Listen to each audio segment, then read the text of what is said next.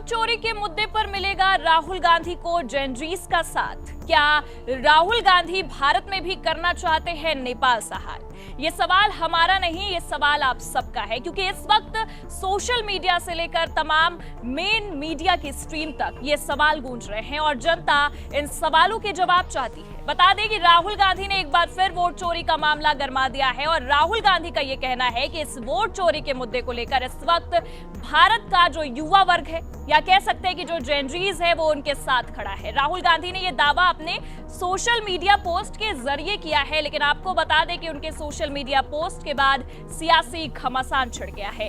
Bharatiya Janata party अब उन पर यह आरोप लगा रही है कि राहुल गांधी भारत में नेपाल और श्रीलंका सा हाल करवाना चाहते हैं, इसलिए वो जेनजीज को भड़काने की कोशिश कर रहे हैं। क्या है पूरा मामला और क्यों राहुल गांधी पर लग रहे हैं लोकतंत्र के लिए खतरा होने के आरोप, और कैसे राहुल गांधी ने एक बार फिर से वोट चोरी का मुद्दा गरमा दिया है, इन सब मामलों पर आपको पूरी जानकारी देंगे। नमस्कार, मैं हूं आपके साथ प्रगति ठाकुर और आप देखना शुरू कर चुके हैं आज की खबर। सबसे पहले बात करते हैं 1 अगस्त की। 1 अगस्त को संसद के परिसर से बाहर खड़े होकर मीडिया से बातचीत करते हुए राहुल गांधी ने यह दावा किया था कि भारतीय जनता पार्टी और चुनाव आयोग के खिलाफ उनके पास ऐसे सबूत है, ऐसा एटम बम है कि जब वो फूटेगा तो राहुल गांधी ऐसे ऐसे सबूत दिखाएंगे कि खुद बीजेपी और उसके साथ साथ चुनाव आयोग हिंदुस्तान से गायब हो जाएगा।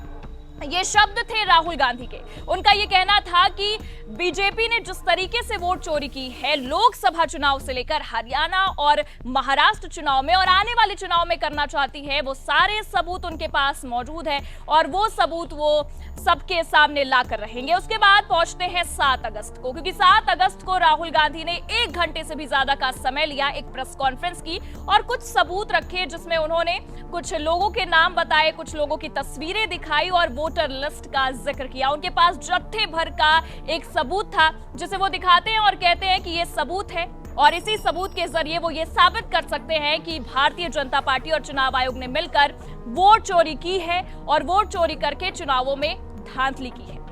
लेकिन मामला यहां पर नहीं रुका। सबने सोचा कि हो सकता है कि मामला यहां रुक जाए, बिहार विधानसभा चुनाव में ये मामला थोड़ा सा शांत हो जाए, लेकिन राहुल गांधी यहीं पर नहीं रुके। उन्होंने वोटर अधिकार यात्रा निकाली और वोटर अधिकार यात्रा में उन्होंने एक बात कही कि अभी तो केवल क्लाइमेक्स दिखाया है, पूरी फिल्म अभी बाकी है, अभी तो केवल एटम बम फोड़ा है, हाइड्रोजन बम अभी बाकी है। आपको बता दें कि राहुल गांधी ने वोटर अधिकार यात्रा के दौरान कहा था कि उनके पास एटम बम के बाद हाइड्रोजन बम है, वो जब फूटेगा तो चुनाव आयोग और भारतीय जनता पार्टी दोनों की नींदें हराम हो जाएंगी। लेकिन आपको बता दें कि 18 सितंबर यानी कि बीते हुए कल राहुल गांधी ने एक बार फिर से प्रेस कॉन्फ्रेंस की। इस बार 1 घंटे नहीं बल्कि 31 मिनट की प्रेस कॉन्फ्रेंस थी और 31 मिनट की प्रेस कॉन्फ्रेंस में राहुल गांधी ने कुछ सबूत दिखाए और इस बार वो कर्नाटक के लोगों को भी लेकर आए, यानी कि उनके सबूत दिखाए और कहा कि इनके नाम डिलीट किए गए हैं। इनके नाम वोटर लिस्ट से इसलिए डिलीट किए गए हैं क्योंकि वो कांग्रेस के सपोर्टर हैं। जी हां, आपको बता दें कि राहुल गांधी ने ये साफ दावा किया है अपने 31 मिनट के प्रेस कॉन्फ्रेंस के जरिए कि जो भारतीय जनता पार्टी है, जो चुनाव आयोग है, वो मिलकर इनके, या कह सकते हैं कि कांग्रेस के जो वोटर हैं, जो सपोर्टर हैं, उनके नाम डिलीट कर रहा है वोटर लिस्ट से, क्योंकि उनके पक्ष में वोट ना जा पाए और कांग्रेस बड़ी ही आसानी से चुनाव हार जाए। फिलहाल इस मामले में कितनी सच्चाई है और चुनाव आयोग ने राहुल गांधी को क्या कुछ कहा है, ये सब आपको आगे बताएंगे। लेकिन सबसे पहले बात करते हैं एटम बम के बाद आए हाइड्रोजन बम पर। हाइड्रोजन बम में क्या क्या सबूत दिखाए गए हैं और क्या क्या कहा गया है राहुल गांधी की ओर से, उस पर गौर करते हैं और पूरी जानकारी लेते हैं। आपको बता दें कि राहुल गांधी ने आरोप लगाए हैं। राहुल गांधी का यह कहना है कि आपको बता दें कि ईसी जानबूझकर कांग्रेस के वोटरों को निशाना बना रहा है, वोटर लिस्ट से डिलीट हो रहे हैं नाम। कर्नाटक के लोग ईसी के निशाने पर।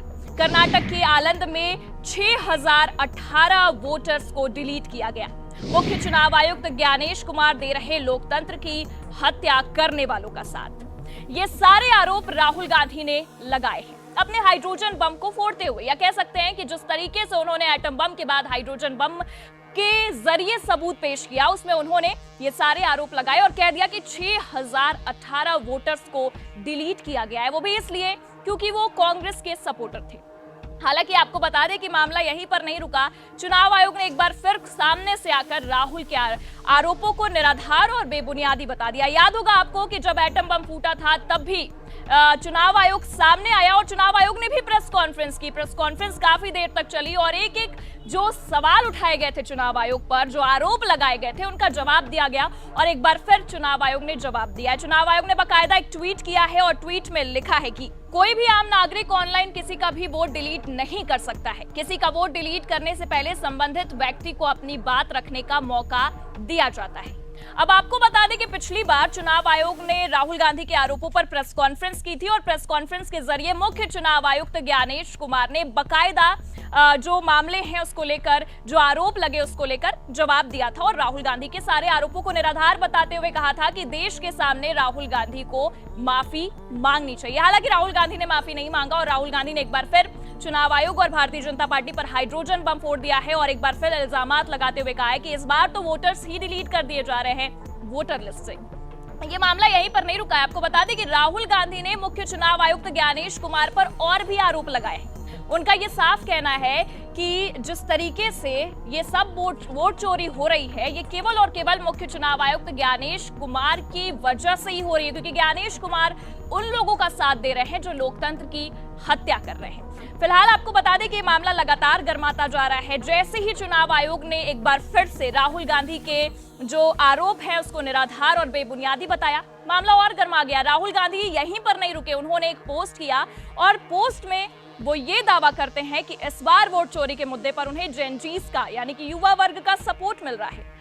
आप भी जानते हैं कि किसी देश का युवा वर्ग कितना घातक और कितना सहारे वाला हो सकता है। अगर वो चाहे तो सत्ता गिरा भी सकता है और सत्ता ला भी सकता है। और बस यही मुद्दा राहुल गांधी ने उठाया और अपने पोस्ट में ये साफ कह दिया कि जेनजीज, युवा और जो छात्र हैं इस बार उनके साथ खड़े हैं लोकतंत्र को बचाने के लिए, संविधान को बचाने के लिए और देश को बचाने के लिए। उन्होंने अपने इस पोस्ट में लिखा भी है कि लोकतंत्र को डिलीट नहीं किया जा सकता है। हालांकि आपको बता दें कि जिस तरीके से राहुल गांधी ने जेनजीज वाला मुद्दा उठाया उसे नेपाल और श्रीलंका और जहां जहां तख्तापलट हुआ है वहां से जोड़ा जा रहा है, खासकर नेपाल से, क्योंकि हाल ही में वहां पर तख्तापलट हुआ है और तख्तापलट करवाने के पीछे भी जेनजीज का हाथ है।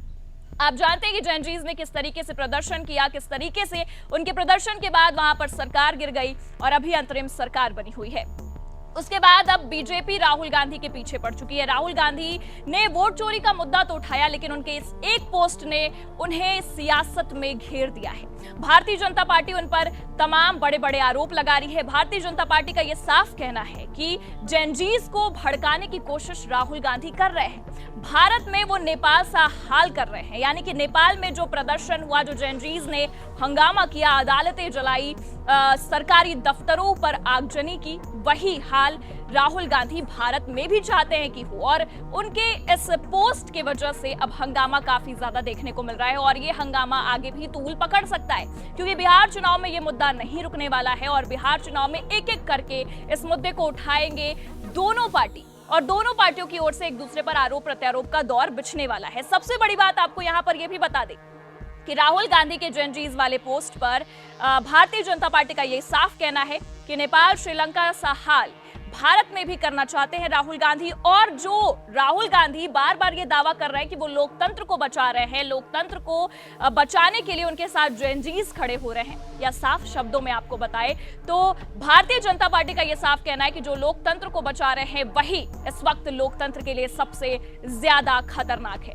हालांकि आपको बता दें कि ये मुद्दा और भी गर्मा चुका है, क्योंकि भारतीय जनता पार्टी और कांग्रेस पार्टी इस वक्त वोट चोरी के मुद्दे पर आमने सामने है।